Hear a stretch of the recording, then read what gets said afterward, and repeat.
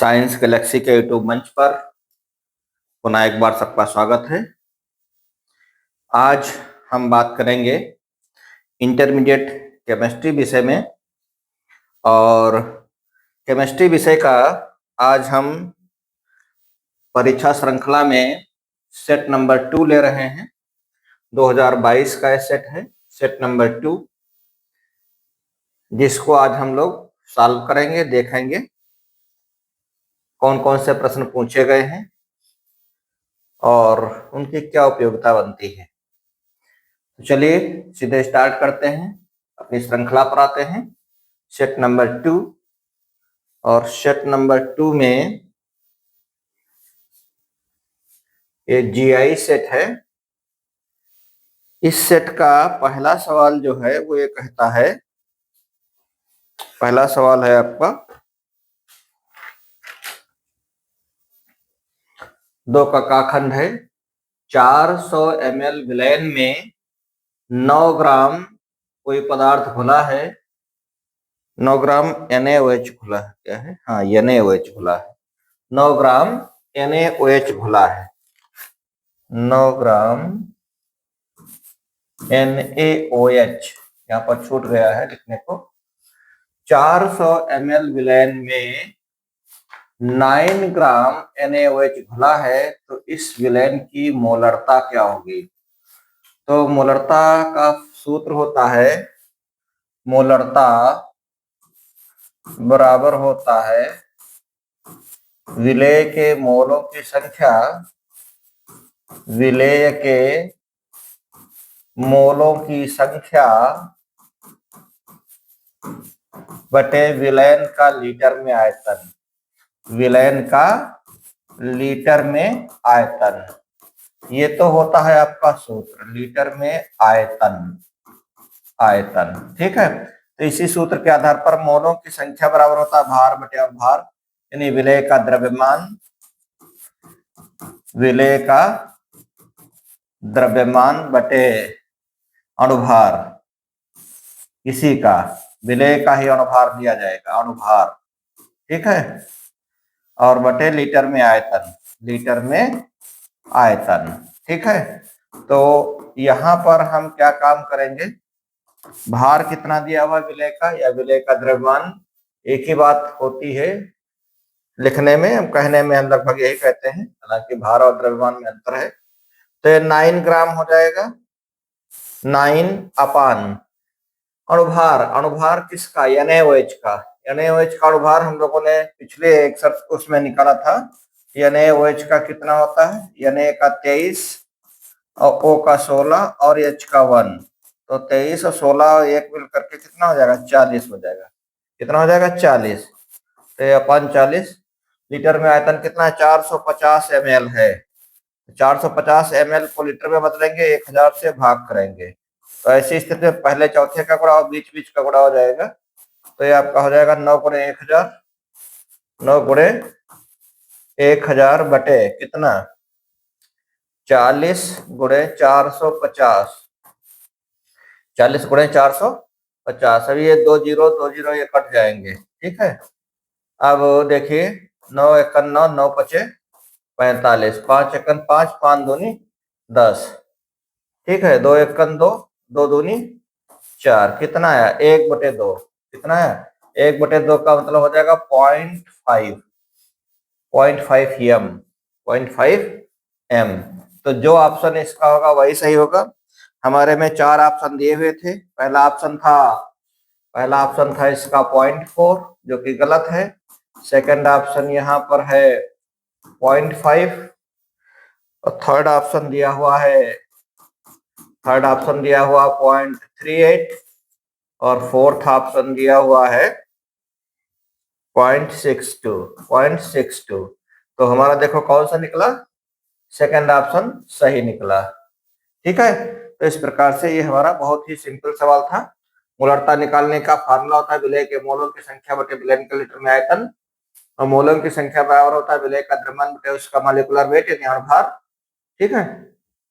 Litre में आयतन वैसे लिखा रहने दिया, और ये हमने विलेय का द्रव्यमान 9 ग्राम ऑलरेडी था, अणुभार हमने निकाल लिया 40 होता है NaOH का, और विलेन कितना था, 450 ml था, उसको हमने लीटर में बदल लिया, 1000 से डिवाइड कर दिया।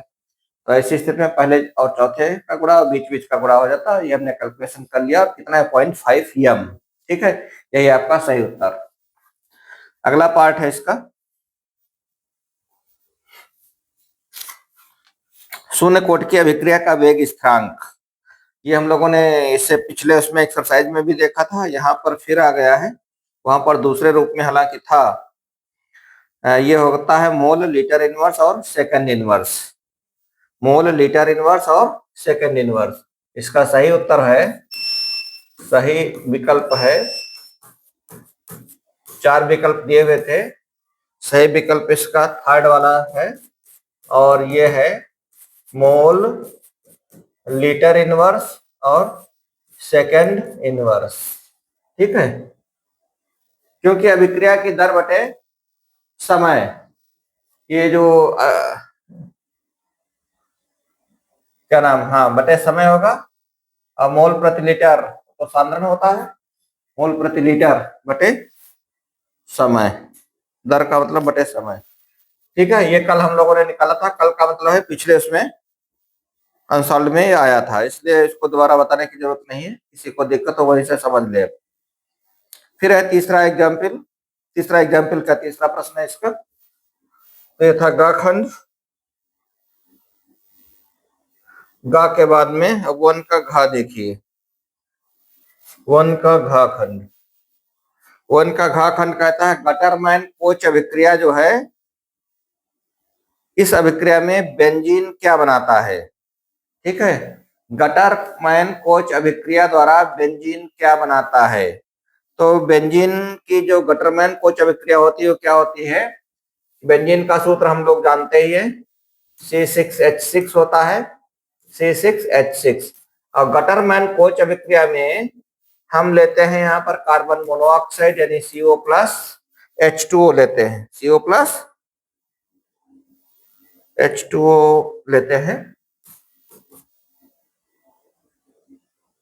नहीं CO प्लस HCl होगा, CO plus HCl, carbon monoxide और HCl लेते हैं, और यहाँ पर निर्जल AlCl3 की उपस्थिति होती है, निर्जल AlCl3, निर्जल AlCl3 की उपस्थिति में बन जाता है एसिटल्डिहाइड बन जाता है, क्या बन जाता है, एसिटल्डिहाइड, एसिड क्या होगा, बेंजल्डिहाइड होगा, C6H5CHO, एल्डिहाइड बनते हैं।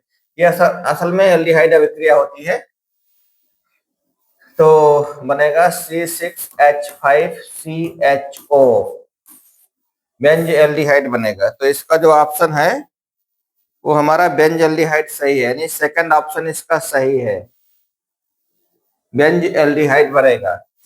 क्या बनेगा, बेंज एल्डिहाइड बनता है, और ये है हमारा सेकंड ऑप्शन सही है इसका मतलब, बाकी गलत है। इसमें और कहता है बेंजिल क्लोराइड बनेगा या टॉल्यूएन बनेगा या कोई अभिक्रिया नहीं होगी। ठीक है, तो इसमें बेंजल्डिहाइड बनता है। फिर अगला पार्ट है अंगा पार्ट, इसी का मैं यही लिख देता हूं, वन का अंगा पार्ट। वन का अंगा पार्ट कहता है कि कार्बिल अमीन अभिक्रिया कौन सा नहीं देगा, कार्बिल एमीन अभिक्रिया कौन नहीं देता है। ठीक है, कार्बिल एमीन, तो कार्बिल एमीन अभिक्रिया सारे प्राथमिक एमीन देते हैं, वो चाहे प्राथमिक एलिफेटिक एमीन हो चाहे प्राथमिक एरोमेटिक एमीन हो। ठीक है, तो प्राथमिक एमीन देते हैं। अब जैसे यहाँ पर है हमारे पास पहला पार्ट इसका है CH3CH2NH2, CH3CH2NH2, ये भी प्राथमिक एमीन है। ठीक है, सेकंड पार्ट देखिए, सेकंड पार्ट में है CH3NH2, ये भी प्राथमिक अमीन है, RNH2 टाइप का है, ये भी प्राथमिक अमीन है, ये भी प्राथमिक अमीन है, इसलिए दोनों अभिक्रिया देंगे। और एक तीसरा पार्ट है इसका, तीसरा पार्ट है CH3CH3NHCH3। ठीक है, ये हमारा द्वितीयक अमीन है, इसलिए यही वाला रंग है, यानी ये नहीं देगा, तो हमसे पूछता कार्बिल अमीन अभिक्रिया कौन नहीं देता है, तो उस केस में तो ये हमारा सही हो जाएगा। और देखिए इसका चौथा पार्ट जो कहता है, चौथे पार्ट में है C6H5NH2 यानी बेंजएमीन, दैट इज एनिलीन, C6H5NH2। ठीक है, ये भी प्राथमिक अमीन है, ये प्राथमिक अमीन है, ये प्राथमिक अमीन है, ये सारे कार्बिल अमीन अभिक्रिया देंगे। और ये जो हमारा सेकेंडरी अमीन है, ये कार्बिल अमीन अभिक्रिया नहीं देगा। तो हमसे प्रश्न कर रहा है कि कौन सा अभिक्रिया नहीं देता है, तो इसका थर्ड ऑप्शन सही है। फिर है, तो हमने अभी बता ही दिया पीछे। अब बात आती है पहले का चा खंड। पहले का चा खंड कहता है, पहले का चा खंड कहता है कि निम्न में कौन सा डीएनए में क्षारक नहीं होता है। एक तो इसमें पहला पार्ट है थायमिन, थायमिन, थायमिन पाया जाता है, इसका मतलब ये गलत है।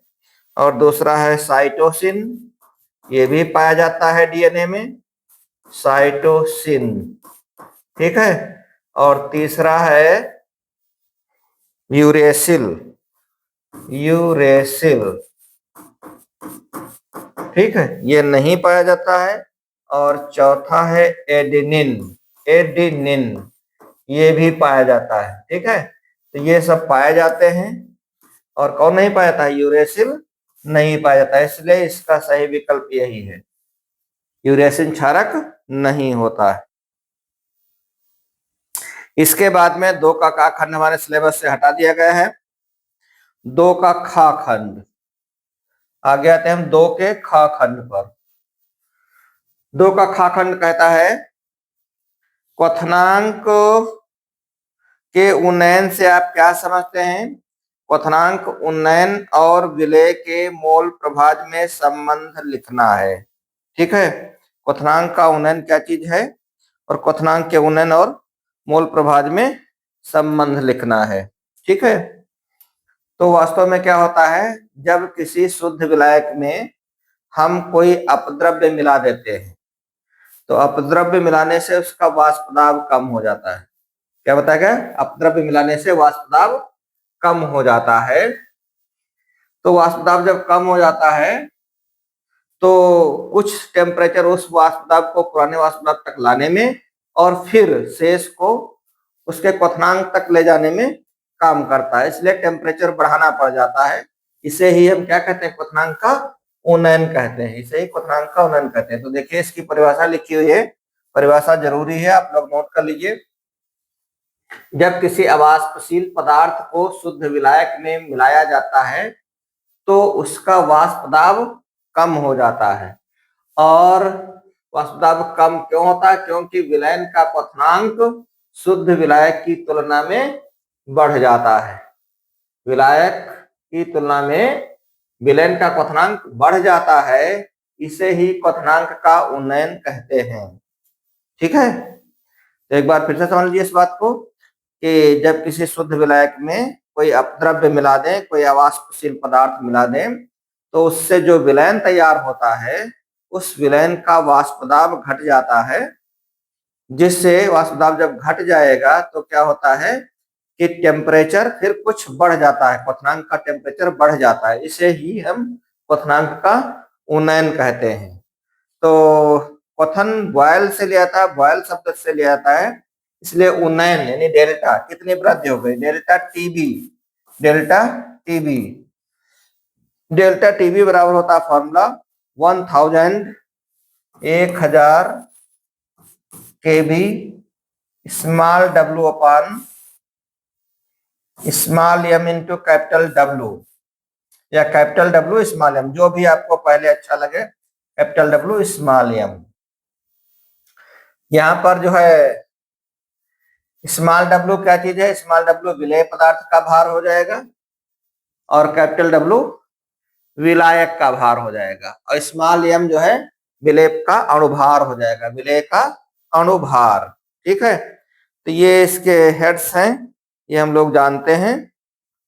विलेय का अणुभार, या जिसको हम विलेय का मोलर द्रव्यमान भी कह सकते हैं। ठीक है, तो इस फॉर्मूले को केवल लिखना था, यहाँ पर 2 नंबर का ही सवाल था। हम परिभाषा लिखेंगे और संबंध केवल बताएंगे। डेल्टा टीबी बराबर 1000 KB small W upon capital W into small M. इसके बाद में 2 का ही गा खंड कहता है। देखिए 2 के गा खंड में कहते हैं, देखते हैं 2 का गा खंड से कहता है निम्न अभिक्रिया वाले सेल को निरूपित करो। अभिक्रिया दी हुई Mg सॉलिड प्लस 2Ag के ऊपर 1 प्लस चार्ज जिसकी मोलरिटी दी हुई है इतना है 0.0001 गिव्स आउट M पर डबल प्लस और यहाँ पर इसका मोलरिटी दी हुई है 0.130 और प्लस 2Ag सॉलिड। इस अभिक्रिया में कहता है कि ई ऑफ सेल यानी सेल का विद्युतवाहक बल की गणना करनी है। ठीक है, अब जबकि ई नॉट दिया हुआ है, ई नॉट है 3.17 वोल्ट। तो हम एक नर्स्ट इक्वेशन जानते हैं, इस संबंध में आपको पढ़ाया गया होगा। नर्स्ट इक्वेशन होता है E of cell equal to E naught minus 0.059 v upon n small n into log q base 10। ठीक है, अब यहाँ पर ई नॉट का मान दिया हुआ है, ई नॉट का मान इतना है। नंबर ऑफ इलेक्ट्रॉन्स, इस अभिक्रिया में कितने इलेक्ट्रॉन भाग ले रहे हैं? 2 इलेक्ट्रॉन भाग ले रहे हैं, नंबर ऑफ इलेक्ट्रॉन्स हो गया 2 और q होता है अभिक्रिया का भागफल। अभिक्रिया का भागफल निकालने के लिए हमारे पास ये फार्मूला हो जाएगा कि देखिए क्या है, mg डबल प्लस बन रहा है तो mg डबल प्लस और ये हमारे पास क्या था ag प्लस था, इसके कितने अणु थे? 2, इसलिए ag प्लस का स्क्वायर बन गया। अब mg डबल प्लस आपका कितना है? 0.130 है, तो वही हमने लिखा 0.130 और ag प्लस का मान है 0.0001। इससे हम q कैलकुलेट कर ले। चलिए जरा q कैलकुलेट करते हैं, कितना आएगा।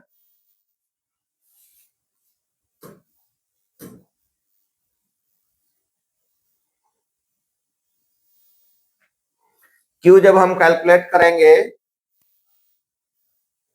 तो ये आ जाएगा, यहीं पर हम लगाते हैं इसको। देखिए mg डबल प्लस यानी 0.130 अपान 0.0001 का स्क्वायर हो जाएगा, इसका स्क्वायर हो जाएगा।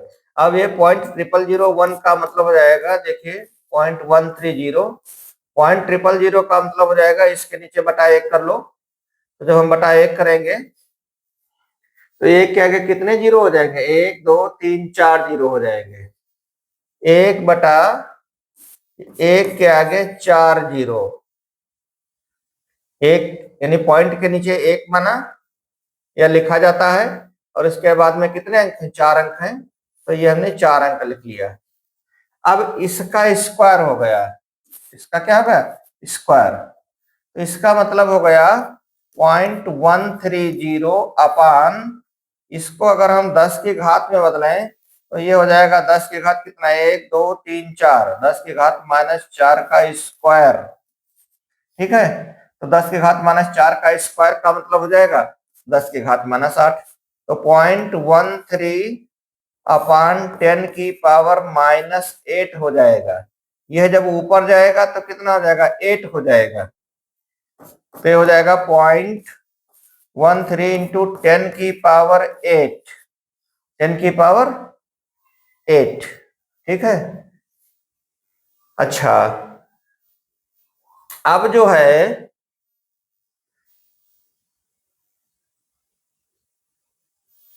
यहां पर जब ये 0.8 है तो हम अगर इसको 1.3 लिखे, 1.3 यानी 10 से गुणा कर दिया, तो 10 से जब गुणा किया तो 10 से भाग करना पड़ेगा। 10 से जब भाग करेंगे यानी बटे 10 हो जाएगा, तो एक घात यहाँ कम हो जाएगी, 10 की पावर 7 हो जाएगा। इस चीज को समझिए। ठीक है, ये 0.130 का मतलब हो गया 0.13 ये आप इतनी बात समझ ही रहे हैं। यहाँ पर हमने क्या काम किया, 10 से गुणा कर दिया तो 10 से भाग करना पड़ेगा। जब 10 से भाग करेंगे तो एक घात घट जाएगी। ये हो जाएगा, Q का मान हो जाएगा 1.3 इंटू 10⁻7। अब आप इसमें मान पुट कर दें, जरा इतना जल्दी से लगा लें आप लोग।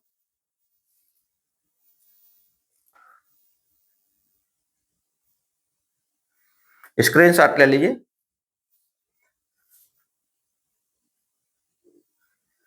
चलिए आगे बढ़ते हैं।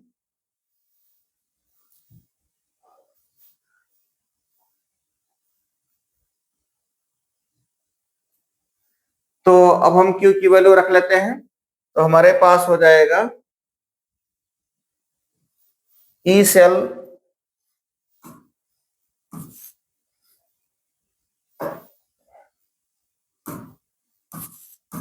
सेल बराबर हो जाएगा, इसका मान कितना है, ई नॉट का मान है 3 पॉइंट कितना है, एक मिनट देख लेते हैं। ई नॉट का मान दिया हुआ है 3.17, 3.17। तो हो जाएगा 3.17 माइनस 0.059 अपान एन का मान है हमारा 2। अभी हमने चेक किया था एन का मान कितना 2, और ये हो जाएगा लॉग हो जाएगा 1.3 इंटू 10⁻7। ठीक है। अब यहाँ पर हम लॉग की प्रॉपर्टी लगा लें, तो ये हो जाएगा 3.17 माइनस, इसको 2 से डिवाइड कर दें, 2 एकम 2 दशमलव तो ये था ही, और 0 2 दूनी 4 बचा 1 19 2 9 18 बचा 1 2 पंचे 10। ये हो गया 0.0295 इंटू, इसमें log की प्रॉपर्टी लगाते हैं, log m इंटू n बराबर हो जाएगा log m plus log n। तो ये हो जाएगा log m दैट इज 1.3 और प्लस log n। तो log n का मतलब हो जाएगा log 10⁻7। ठीक है, इसको और सॉल्व करते हैं तो हो जाएगा 3.17 माइनस 0.0295 इंटू, ये तो log 1.3 है हमारा, अभी बना ही रहा वैसे, प्लस ये log m की पावर n यानी n log m, तो ये हो जाएगा 7 log 10 log 10 का मान 1 होता है, इसलिए इसकी पूरी वैल्यू आ जाएगी 7। ठीक है, अब हमको इसकी log 1.3 की वैल्यू निकालना है, तो हो जाएगा 3.17 माइनस 0.0295 इंटू log 1.3। ये तो खैर हम उसमें टेबल में देखेंगे, चार्ट में देखते हैं। तो इसकी वैल्यू होती है 0.11 यानी 0.1139 होता है, 0.1139। ठीक है, तो यहाँ पर हम ब्रैकेट जरूर लगा लें, क्योंकि यहाँ पर पूरा गुणे में था, नहीं तो दिक्कत हो सकती है समझने में। तो ये तो हो जाएगा 0.1139 और प्लस 7 तो 7 इसमें जोड़ देंगे तो 7 दशमलव हो जाएगा। तो ये हो जाएगा 3.17 माइनस 0.0295 यानी 295 और इंटू ये हो जाएगा हमारा 7 पॉइंट, ये हो जाएगा 7.1139। तो इसको मल्टीप्लाई कर ले, देखें कितना आएगा। चलो जल्दी से मल्टीप्लाई करो आप लोग। ये हो जाएगा 3.17 माइनस, इसको मल्टीप्लाई कर लें। देखिए दशमलव के बाद में बराबर अंक रख लें तो ज्यादा सही रहेगा, या सीधे गुणा भी कर सकते हैं, कोई दिक्कत नहीं। कैलकुलेशन करें आप लोग, मैं बता देता हूं इसका कितना होगा कैलकुलेशन करने पर। यह आएगा ये आएगा 0.2098। कितना आएगा? 0.2098, 0.2098 आएगा। नहीं, इतना तो नहीं आएगा, चेक कर लेते हैं। चलो चेक ही कर ले, नहीं तो जो है दिक्कत हो जाएगी। चलिए मैं गुणा करता हूं इसका। 7.1139 और इसको हमने 0.0295 से गुणा किया, दोनों 5 से गुणा किया। 5 नवा 45, 5 तिया 15, 4 19, 5 51, 5 1 6, 5 51 5, 5 सत्ते 35, 9 नवा 81 और 9 तिया 27, 27 और 8 35 के 5 हासिल है 3, 9 1 9 3 12, 9 1 9 1 10 और 9 सत्ते 63 है 64। ठीक है, 2 से मल्टीप्लाई कर लो तो 2 नवा 18, 2 तिया 6 1 7, 2 1 2, 2 1 2, 2 सत्ते 14। फिर जीरो का गुणा तो कोई मतलब नहीं रहेगा, तो ये हो जाएगा 5, 9 1 10 का 0, 6 5 6 1 7, 7 5 12 8, 12 8 20 का 0, हासिल है 2, 5 2 7 2 9, 9 7 16, हासिल है 1, 5 1 6 2 8। ठीक है, और 4 3 7 2 9, 6 4 10 और 1 1 2। ठीक है, तो ये हो जाएगा, कितने अंक हो जाएंगे? 1 2 3 4 5 6 7 8, 1 2 3 4 5 6 7 8। ठीक, ये हमारा आ जाएगा 0.209 हो जाएगा 0.2098। इसको घटा लीजिए, जो भी आएगा वही आपका उत्तर हो जाएगा। ठीक, चलिए अब इतना लगाइएगा। फिर है अगला सवाल हमारे पास। अगला सवाल है, ये तीसरे का और खा खंड, ये तो सब सिलेबस से हट गया है। तीसरे का ग खंड, इसके बाद में तीसरे का ग खंड है। चलिए देखते हैं तीसरे का ग खंड क्या कहता है। उपसहसंयोजक संख्या से आप क्या समझते हैं? ठीक है, उपसहसंयोजक संख्या, तो किसी भी यौगिक की उपसहसंयोजक संख्या ये दिखाती है कि उस यौगिक में धातु परमाणु से, केंद्रीय धातु परमाणु से सीधे कितने लिगेंड जुड़े हैं, वो संख्या ही उसकी उपसहसंयोजन संख्या कहलाती है। किसी उपसहसंयोजक यौगिक में केंद्रीय धातु परमाणु से, केंद्रीय धातु परमाणु से सीधे जुड़े हुए लिगेंडों की कुल संख्या को उसकी हम उपसहसंयोजन संख्या कहते हैं। उदाहरण के रूप में, जैसे अगर हम आपसे कहें कि मान लिया हमारे पास है CuNH3 का, NH3 का होल 6 मान लिया दिया हुआ है और इस पर मान लिया +2 चार्ज है, +2 या 2+ ऐसे लिखा होता है जनरली, 2+। ठीक है, तो यहां पर ये केंद्रीय धातु परमाणु है और केंद्रीय धातु से कितने लिगेंड जुड़े हुए हैं? 6। तो जब 6 लिगेंड जुड़े हैं तो यहाँ पर उपसहसंयोजन संख्या कितनी हो जाएगी? 6 हो जाएगी। ठीक है, इसी प्रकार से ये एक हमने उदाहरण बताया आपको। ठीक है, 4 भी हो सकता है, 6 भी हो सकता है। ये जनरली कोबाल्ट में होता है ऐसा। कोबाल्ट का एक उदाहरण अगर हम लें तो कोबाल्ट में क्या होता है, यहाँ पर CO लिखा होगा, CO NH3 का होल 6 और इस पर +3 होता है, यहाँ पर +3 यानी 3 बार प्लस लिखा हो या 3+ लिखा हो, इसकी जगह पर 3+ लिख देते हैं। तो यहाँ पर कितने लिगेंड जुड़े हुए हैं? 6 लिगेंड जुड़े हुए हैं। तो यहाँ पर इसकी कोबाल्ट की सहसंयोजन संख्या हो जाएगी, कोबाल्ट की CO की सहसंयोजन संख्या, सहसंयोजन संख्या बराबर हो जाएगी कितनी? 6। इसी प्रकार से एक और अगर एग्जाम्पल ले लें, मान लिया हमने ले लिया CuNH3 होल 4, CuNH3 होल 4 और इसके ऊपर चार्ज है +2, 2+। ठीक है, तो यहां पर केंद्रीय धातु परमाणु क्या है, कॉपर है। ठीक है, इससे कितने लिगेंड जुड़े हुए हैं, 4।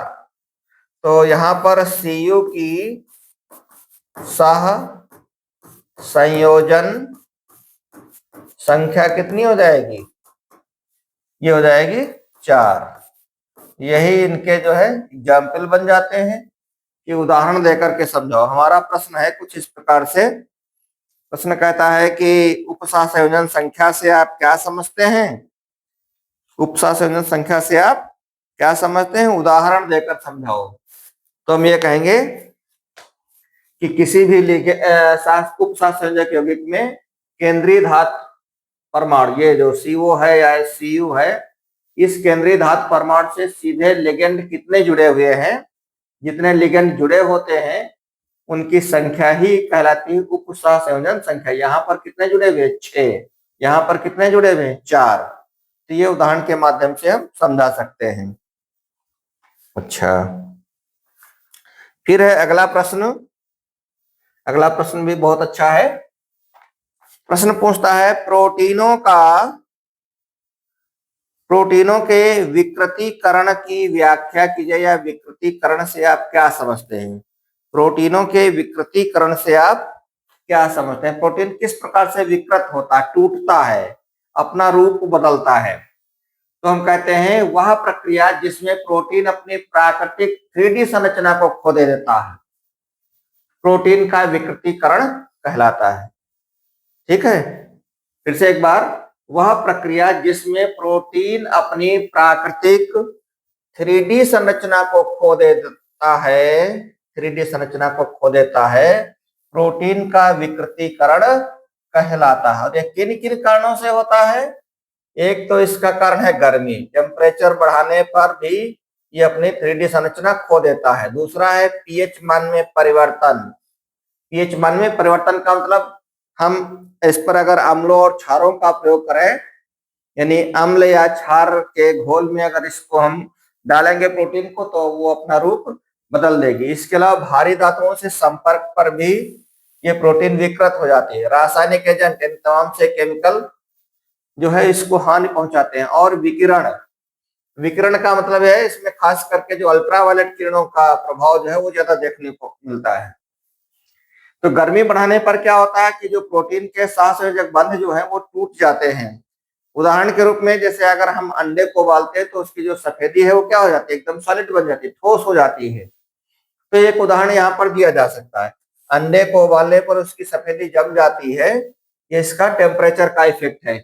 इसी प्रकार अम्ल और क्षार के घोल से भी प्रोटीन की संरचना बदल जाती है, और पराबैंगनी विकिरण भी प्रोटीन को विकृत कर देता है। ये हो गया प्रोटीन का विकृतीकरण। ठीक है, ये सवाल भी पूछा जाता है, कई बार पूछा गया है। इसके बाद में अगला सवाल है हमारा, अब है क्वेश्चन नंबर 4। 3 के इतने ही पार्ट है हमारे पास। क्वेश्चन नंबर 4 देखो क्या कहता है। क्वेश्चन नंबर 4 कहता है कॉपर सल्फेट विलयन को 1 एम्पियर की धारा से 900 सेकंड तक विद्युत अपघटित किया गया। कॉपर सल्फेट विलयन को 1 एम्पियर की धारा से 900 सेकंड तक विद्युत अपघटित किया गया। कैथोड पर निक्षेपित कॉपर के द्रव्यमान की गणना करो, जबकि कॉपर का परमाणु भार दिया हुआ 63। तो यहाँ पर जो A है वो एटॉमिक वेट है, ये A बराबर दिया हुआ कितना 63 है, और Q बराबर Ne होता है, Q बराबर Ne, और एक होता है दूसरा Q बराबर होता है, एक फार्मूला Ne होता है, दूसरा फार्मूला होता है Q बराबर I इंटू T। अब देखो जो यहाँ फार्मूला लगे उसको लगा दो। धारा का मान दिया हुआ 1 एम्पियर, इसलिए I बराबर 1 एम्पियर, इसलिए इसकी हमें जरूरत नहीं है, इस फार्मूले की जरूरत नहीं है। यहाँ पर I बराबर दिया हुआ है 1 एम्पियर, 1 एम्पियर, और समय कितना दिया हो 900 सेकेंड, टी बराबर दिया हो 900 सेकेंड, ठीक है। तो टी बराबर 900 सेकेंड दिया हुआ, आई बराबर 1 एम्पियर दिया हो, तो ये हम फॉर्मूला लगा लेंगे क्यू की जगह पर। और ए बराबर दिया हुआ 63, number of electrons, copper sulphate में नंबर ऑफ इलेक्ट्रॉन्स कितने यहाँ पर अपडेट होंगे, 2। कितने होंगे, 2, ठीक है। तो 2 हमारे हो जाएंगे एन, एन बराबर 2, एन बराबर 2। और एफ तो फैराडे स्थिरांक होता ही है, फैराडे स्थिरांक एफ का मान होता है 96,485 या 96,500, रख लो राउंड फिगर में 96,500। तो ये सारी वैल्यूज अगर हम रख लेंगे तो आराम से डब्ल्यू निकल आएगा। तो डब्ल्यू बराबर हो जाएगा, ए की जगह पर 63 रख लिया, और क्यू की जगह पर हमने आई इंटू टी एक लाइन में लिख लें, इसके बाद में अगली बार भी पुट करें। एन बराबर यहाँ पर है 2, तो 2 गुणे एफ का मान है 96,500। चलिए मैं इसकी भी वैल्यू रख के देता हूं, आई इंटू टी। तो आई इंटू टी का मान हो जाएगा 900, कुल मिलाकर के 900 ही रहेगा, क्योंकि आई का मान एक ही है 900, ठीक। इसमें इसको गुणा भाग कर ले, जो ऐसा भी है सॉल्व कर ले आसानी से, और जो भी डब्ल्यू आएगा वो हमारा हो जाएगा। इसको अब आप कर सकते हैं, कोई ज्यादा ऐसी दिक्कत वाली बात नहीं, हल करिएगा अपने आप। तो क्वेश्चन नंबर 4 का खंड था। अब आते हैं गा खंड पर। खा खंड आपके सिलेबस से हटा दिया गया है, टिंडल घटना और ब्राउनी गति ये आपके सिलेबस में नहीं है। चलिए घा खंड पर आते हैं। गा खंड पर, गा खंड कहता है गैब्रियल थैलेमाइड संश्लेषण, थैलेमाइड एमाइड, कहीं न कहीं एमाइड की बात कर रहा है, ठीक है। गैब्रियल थैलेमाइड अभिक्रिया क्या है ये पूछ रहा है, और इसी में कहता है, कहाँ है, हाँ, रासायनिक समीकरण लिखना है, इसका संश्लेषण विधि और रासायनिक समीकरण भी लिखना है। तो देखिए ध्यान दीजिए, इस अभिक्रिया का उपयोग प्राथमिक aliphatic amine, aliphatic amine RNH2, प्राथमिक RNH2 टाइप वाले कंपाउंड बनेंगे, जिसमें R कोई एल्किल मूलक ही होगा, ठीक है। प्राथमिक एमीन बनाने में क्या आता है, क्या काम करते हैं, थैलेमाइड, थैलेमाइड की पहले रिएक्शन कराते हैं KOH से, और KOH से रिएक्शन कराने के बाद में पोटेशियम थैलेमाइड बनेगा। फिर पोटेशियम थैलेमाइड पर एल्किल हैलाइड की अभिक्रिया कराएंगे, जिससे N एल्किल हैलाइड बनेगा, और फिर इस N एल्किल हैलाइड को जलापटित कराते हैं, जिससे प्राथमिक एलिफैटिक एमीन बनते हैं। यही हमारे मुख्य कंपाउंड है, एमीन कहें या अमीन कहें, एमीन होता है, एमीन। और थैलिक एसिड बनेगा, क्या बनेगा, थैलिक एसिड। अब सवाल यह है कि थैलेमाइड का क्या सूत्र आप लोग जानते हैं, बोलो भाई। थैलेमाइड, थैलेमाइड का सूत्र संभवतः नहीं जानते होंगे, या कुछ ही लड़के जानते होंगे। चलिए देखते हैं थैलेमाइड का सूत्र क्या होता है। तो थैलेमाइड को हम व्यंजन स्ट्रक्चर के रूप में बनाए तो ज्यादा अच्छा रहेगा। देखिए हम स्ट्रक्चर बना रहे हैं,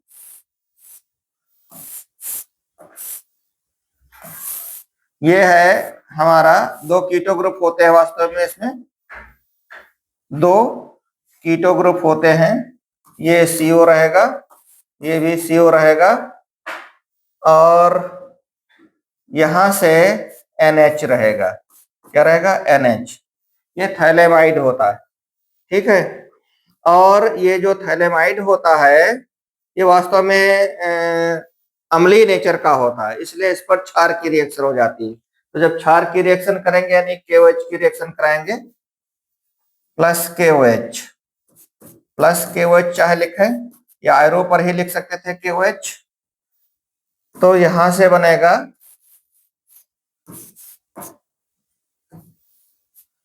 यहां से बनेगा आपका, ये तो सब वही रहेगा, CO, और ये हो जाएगा H की जगह पर हो जाएगा NK, ठीक है, पोटेशियम थैलेमाइड। अब इस पर जब हम रिएक्शन करा देते हैं किसकी, एल्किल हैलाइड की, alkyl halide means RX plus RX, या आयरो पर ही हम RX लिख दें, आयरो पर RX लिख देते हैं, RX। तो RX की जब रिएक्शन कराएंगे तो यहां पर एक KX अलग हो जाएगा, माइनस KX अलग हो जाएगा, और हमारा कंपाउंड बनेगा, हमारा कंपाउंड हो जाएगा ये CO, ये हो जाएगा CO, और ये हो जाएगा N और R, NR। इसी का नाम है N एल्किल हैलाइड, ठीक है। अब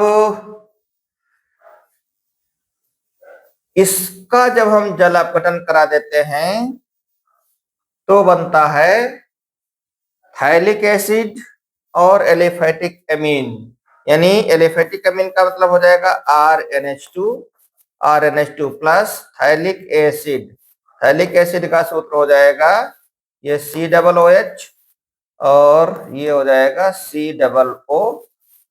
ये है हमारा थाइलिक एसिड, क्या है, थाइलिक एसिड है, ठीक है, थाइलिक एसिड लिखा हुआ भाई, समझिएगा आप लोग, थाइलिक एसिड RNH2, यानी प्राथमिक एमीन, और वो भी एलिफेटिक प्राथमिक एमीन, प्राथमिक एमीन यही बनाए जाते हैं, ठीक। उम्मीद करते हैं रिएक्शन समझ में आ गई होगी। यह है हमारा थैलेमाइड, थैलेमाइड, थैलेमाइड पर हमने किसकी रिएक्शन कराया, KOH की रिएक्शन कराया, तो पोटेशियम थैलेमाइड बना, इसका नाम है पोटेशियम थैलेमाइड, नाम जरूर लिखो, पोटेशियम थैलेमाइड, थैलेमाइड। और पोटेशियम थैलेमाइड पर जब हमने रिएक्शन कराया किसकी, एल्किल हैलाइड की, RX की, तो N एल्किल हैलाइड बन गया, और या N एल्किल थैलेमाइड बन जाएगा, N एल्किल थैलेमाइड लिखें तो ज्यादा ठीक रहेगा, थैलेमाइड। और इस पर हम जब जल अपघटन यानी HOH की रिएक्शन करा देते हैं या H2O की रिएक्शन करा देते हैं तो थैलिक एसिड और प्राथमिक अमीन बनता है, नोट करिए जल्दी से। इसके बाद में अब एक दो और बताएंगे, फिर यहीं से हमारा आगे लॉन्ग क्वेश्चन जो है वो उनका जो है अलग से देखा जाएगा। इसी का घा खंड है, 4 का घा खंड ही ग्लूकोज पर कुछ रिएक्शंस पूछ रहा है, चलिए उनको भी देख लेते हैं। उम्मीद करते हैं लग गया होगा। अब कहता है ग्लूकोज पर ब्रोमीन जल की अभिक्रिया, तो ग्लूकोज, ग्लूकोज का सूत्र होता है CHO, कल भी बताया गया था, कल का मतलब पिछले इसमें सेट में, CHO CHOH होल 4, और ये होता है CH2OH। इस पर जब हम Br2 वाटर की रिएक्शन कराते हैं तो वास्तव में इसका ऑक्सीकरण होता है, क्या होता है, ऑक्सीकरण होता है, और ये कंपाउंड बन जाएगा COOH, single bond CHOH whole 4 और सिंगल बॉन्ड CH2OH, इसका नाम है ग्लूकोनिक एसिड, क्या नाम है, ग्लूकोनिक एसिड, ग्लूकोनिक एसिड, ठीक। चलिए आगे बढ़ते हैं, इसका सेकंड पार्ट जो है, ये फर्स्ट पार्ट हो गया, सेकंड पार्ट भी समझ लीजिए जल्दी से, लिख गया होगा, चलिए इधर ही लिख देता।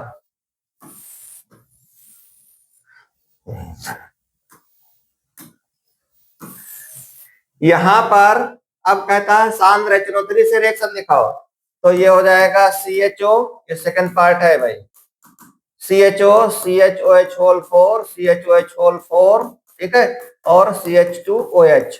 इस पर जब हम सांद्र H3 की रिएक्शन कराते हैं, चलिए हम आयरो पर ही लिख देते हैं सारी बात, सांद्र HNO3, यहाँ पर भी ऑक्सीकरण होता है और 3O ले लेते हैं, कम से कम 3O, और बन जाएगा ये COOH single bond CHOH whole 4 और सिंगल बॉन्ड COOH। इसका नाम है साइक्रिक एसिड, साइक्रिक एसिड। ठीक है, तो ये रिएक्शन बहुत महत्वपूर्ण है। तो खैर कम पूछी जाती है, लेकिन HNO3 वाली रिएक्शन ज्यादा पूछी जाती है। इस प्रकार से चौथा क्वेश्चन भी कंप्लीट हुआ और पांचवे के हम आपको 2 पार्ट बताएंगे। इसके बाद में इसका शेष जो है अलग से बताया जाएगा। चलिए जल्दी से समझते हैं। ये रिएक्शन हो गई हो तो आगे बढ़े।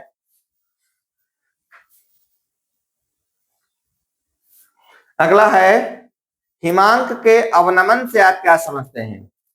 तो क्या होता है, जब किसी हम शुद्ध विलायक में कोई अपद्रव्य मिला देते हैं तो हमने देखा था या अभी पढ़ा है कि उसके वाष्प दाब में कमी आ जाती है। वाष्प दाब में कमी आने के साथ साथ उसके हिमांक में भी कमी हो जाती है, और इस हिमांक में कमी को ही हम क्या कहते हैं, हिमांक का अवनमन कहते हैं। हिमांक का अवनमन कहते हैं। हिमांक में कमी को ही हम हिमांक का अवनमन कहते हैं।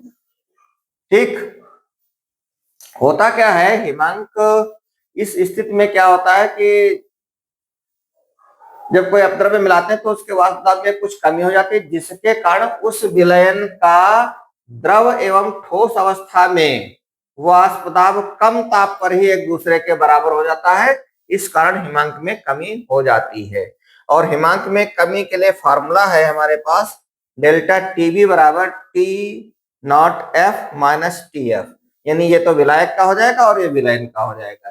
ठीक है, अब इसकी सूत्र की स्थापना तो खैर हम लोग बाद में देखेंगे, जो लॉन्ग फार्मूले हैं उनको एक साथ बता दिया जाएगा। तो इसमें इसका सेकंड पार्ट जो है वो तो बाद में हम हल करवा देंगे। इसको लिखना हो आप लिख लीजिए, इसकी परिभाषा लिख लीजिए, इंपॉर्टेंट है परिभाषा। और यहाँ से पूछा जरूर जाएगा, चाहे वो हिमांक का अवनमन हो या क्वथनांक का उन्नयन हो। देखो इसमें तो दोनों पूछे गए हैं, कोई ना कोई एक पूछा जाना है। मोलर उन्नयन स्थिरांक, मोलर उन्नयन स्थिरांक, मोलर अवनमन स्थिरांक, इस तरीके के परिभाषाएं पूछी जाती हैं, जरूर पूछी जाती हैं। जल्दी से नोट करें, स्क्रीनशॉट लीजिए, फिर हम आगे बढ़ते हैं। फिर है इसी का अगला पार्ट है, खा खंड कहता है प्रथम कोटि की अभिक्रिया का व्यंजक। ये 5 का खा पार्ट है, वो वाला का पार्ट था, ये 5 का खा पार्ट है। प्रथम कोटि की अभिक्रिया का व्यंजक, ये भी बहुत बार पूछा गया है और निश्चित पूछा ही जाता है। अगर 1-2 साल में नहीं पूछा गया तो इस बार आना ही है, समझ लो। ठीक है, तो जल्दी से इस व्यंजक को समझते हैं, बहुत ही आसान है। प्रथम कोटि की अभिक्रिया है, माना कोई ए प्रोडक्ट है, माने ए कोई अभिकारक है, सॉरी, ये कोई क्या है, अभिकारक है, और एक किसमें बदल रहा है, प्रोडक्ट में बदल रहा है, प्रोडक्ट में बदल रहा है, यानी कोई प्रोडक्ट बना रहा है, कोई प्रोडक्ट बना रहा है। तो प्रारंभ में, यानी जब रिएक्शन प्रारंभ होती है तो प्रारंभ में इसके हम कितने मोल ले लें, 1 ग्राम अणु, ग्राम अणु कहे या मोल कहे एक ही बात होता है, या मोल। तो जब रिएक्शन स्टार्ट नहीं हुई उस समय प्रोडक्ट आपका क्या रहेगा, 0 रहेगा। लेकिन टी समय बाद इसमें से अगर x ग्राम अणु जो है प्रोडक्ट में कन्वर्ट हो गया है तो बचेगा कितना, a माइनस x ग्राम अणु, या इतना ही बचेगा, इतने मोल बचेंगे। द्रव्य अनुपाती क्रिया का नियम क्या कहता है, द्रव्य अनुपाती क्रिया के नियम से अभिक्रिया की जो गति होती है, क्रिया की गति, ये की गति लिखा हुआ है, क्रिया की गति जिसको हम dx अपान dt कहते हैं, क्रिया की गति dx upon dt proportional to किसके, बचे हुए आणविक सांद्रण के, यानी आणविक सांद्रण कितना बचा है, a माइनस x बचा है। इस समानुपाती के चिन्ह को हटाएंगे, कोई कांस्टेंट रखेंगे, तो dx upon dt is equal to dx upon dt is equal to k into a minus x। अब आप इस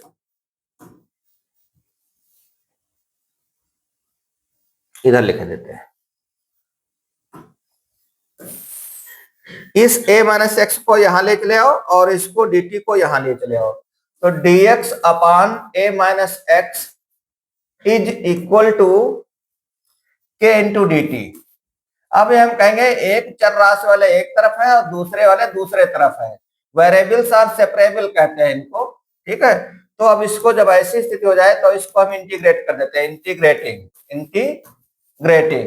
इंटीग्रेट करेंगे तो integral of dx upon a minus X, dx upon a minus X is equal to K constant है k integral dt, ठीक है।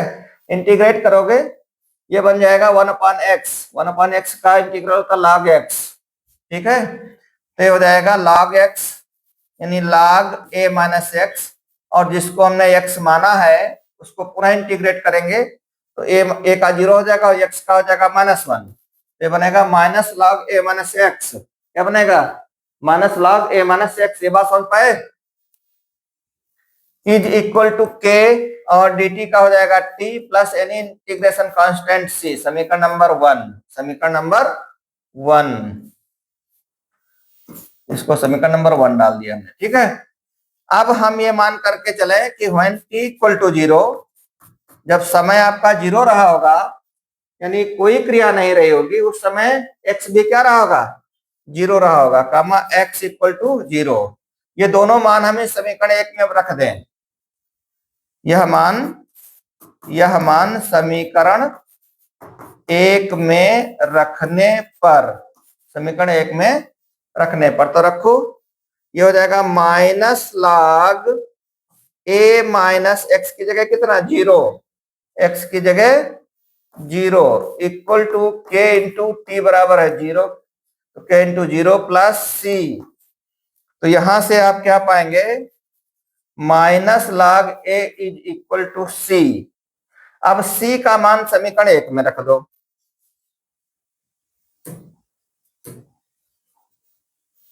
c का मान समीकरण 1 में रखने पर, समीकरण 1 आपको दिखाई पड़ रही है तो हम रख रहे हैं c का मान समीकरण 1 में।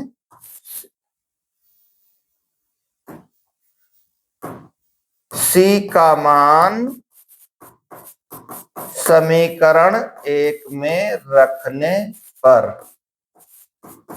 पर तो देखिए ये क्या हो जाएगा आपका? माइनस log, यहां से हम लिख रहे हैं minus log a minus X is equal to K T plus c की जगह कितना?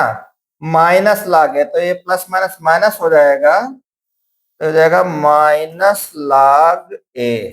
इस माइनस log a को इधर ले आओ और इसको उधर ले चले जाओ, या फिर इस केटी को इधर ले आओ और बाकी उधर पक्षांतर कर लो, जैसा आपकी समझ में आए। चलिए हम इसी को पहले लाते हैं, तो ये हो जाएगा log a, ये इधर आएगा प्लस में हो जाएगा, ये इधर बना रहेगा minus log a minus X is equal to K T, ठीक है। अब log की प्रॉपर्टी के अनुसार log m minus log n बराबर होता है log m बाई n। तो यहां से हमको क्या मिलेगा? इस केटी को हम पहले लिख लेते हैं, केटी बराबर मिलेगा log m अपान n। तो log m की जगह कितना है? a, log a upon a minus x, ये बेस e पर होता है, ठीक। तो इससे k बराबर हम पाएंगे 1/t into log a upon a minus x base e। Base e को बेस 10 में अगर कन्वर्ट करें तो होता है वैल्यू 2.303। कितना? 2.303, तो हो जाएगा 2.303। अब ये बन जाएगा into log a upon a minus x base 10। यही हमारा फार्मूला होता है, ठीक। बहुत अच्छा सवाल है, बहुत बार पूछा गया है, प्रथम कोटि की अभिक्रिया का व्यंजक। चलिए एक बार इसको हम फिर से पूरा दिखा देते हैं, आप इसका स्क्रीनशॉट ले लें। या आप इसको नोट कर लें जैसा भी उचित समझे। यहां से हम इसको लिखेंगे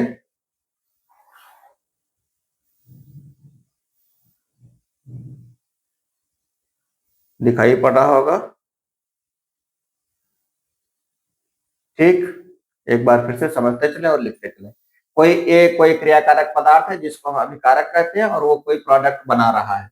प्रारंभ में उसके कितने ग्राम अणु लिए गए हैं? ए ग्राम अणु या ए मोल लिए गए हैं। एक बात कहें कोई या दोनों को हमने ऐसे अब लिख करके लिख लिया। प्रोडक्ट आपका क्या रहेगा? 0। लेकिन जब क्रिया की शुरुआत होगी और क्रिया की शुरुआत के कुछ समय बाद यानी टी समय बाद मान लिया इसमें से x ग्राम अणु या x मोल निकल गया है, प्रोडक्ट बच चुका है, तो यहाँ पर कितना बचेगा? a माइनस x बचेगा। द्रव्य अनुपाती क्रिया का नियम कहता है कि किसी भी क्रियाकारक पदार्थ के क्रिया करने की गति उसके एक्टिव मास यानी सक्रिय द्रव्यमान के अनुक्रमानुपाती होती है। तो एक्टिव मास अब कितना बचा है? a माइनस एक्स बचा है, तो a माइनस एक्स के अनुक्रमानुपाती होगी, यानी dx अपॉन dt जो क्रिया की गति है वो a माइनस एक्स के अनुक्रमानुपाती हुई। इस समानुपाती का चिन्ह को हटाया हमने, कोई कांस्टेंट माना k। ठीक, अब हमने समान राशि वाले को x वाले वेरिएबल एक तरफ और दूसरी तरफ किया, तो ऐसा करने पर dx upon a minus X equal to k dt हो गया। इंटीग्रेट कर देते हैं तो dx upon a minus X equal to k dt। हम फार्मूला जानते हैं, जैसे हम जानते हैं D by D X of 1 upon X, तो log x होता, तो log x का क्या हो जाएगा? इंटीग्रेट अगर कर देंगे तो ये 1 अपॉन एक्स का हो जाएगा log x, तो ये हो जाएगा जैसे ये 1 अपॉन इंटीग्रल 1 अपॉन एक्स अगर कहीं लिखा है यानी कैपिटल एक्स मान लें 1 अपॉन कैपिटल एक्स, तो इसका इंटीग्रेशन क्या हो जाएगा? log x। क्या हो जाएगा? log x। तो जिसको हमने x माना उसको पूरा डिफरेंशिएट करते हैं, तो 1 अपॉन एक्स का होगा log x। x की जगह पर यानी कैपिटल x की जगह पर कितना? a minus x. और a माइनस एक्स को जब हम पूरा डिफरेंशिएट करेंगे तो कितना आएगा? माइनस का 1 आएगा, क्योंकि x का होगा 1 और a का हो जाएगा 0 इक्वल टू kt प्लस सी। जो लड़के यहाँ पर इस बात को नहीं समझ पा रहे हैं, हम एक दिन इंटीग्रेशन अलग से बता देंगे, छोटे छोटे इंटीग्रेशन बता देंगे, तो वहां इसको अच्छी तरीके से समझ पाएंगे। तो when t इक्वल टू 0, जब t 0 रहा होगा, यानी यहां से समझें जब t 0 रहा होगा तो आपका x भी 0 रहा होगा। तो वही हमने लिखा, जब t बराबर 0 तो x बराबर 0, और ये दोनों मान समीकरण एक में रखते हैं, तो माइनस log a माइनस यानी 0 equal to k into 0 plus C. यहां से हमने निकाला तो हमको मिल गया c बराबर माइनस log a। इसी c का मान हमने यहाँ पर रख दिया। जब c का मान रख दिया तो हमको ये मिल गया,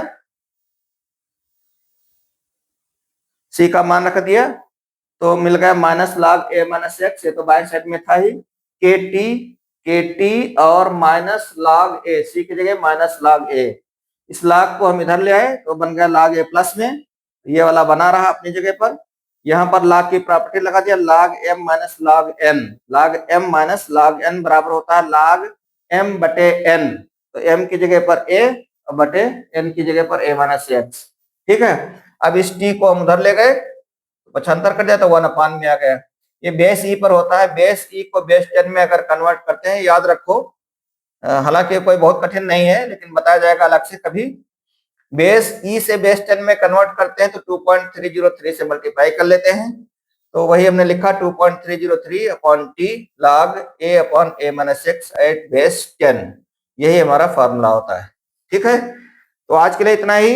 अगर ये चीजें जो भी हम आपको हल करा रहे हैं इसमें अनसॉल्व पेपर्स, ये अगर आपको समझ में आता है अच्छा तो आप बताइए कैसा आपको लगता है, और दूसरा अपने साथियों को भी बताइए और चैनल को सब्सक्राइब करिए, अपने साथियों को बताइए, लाभ उठाइए। धन्यवाद।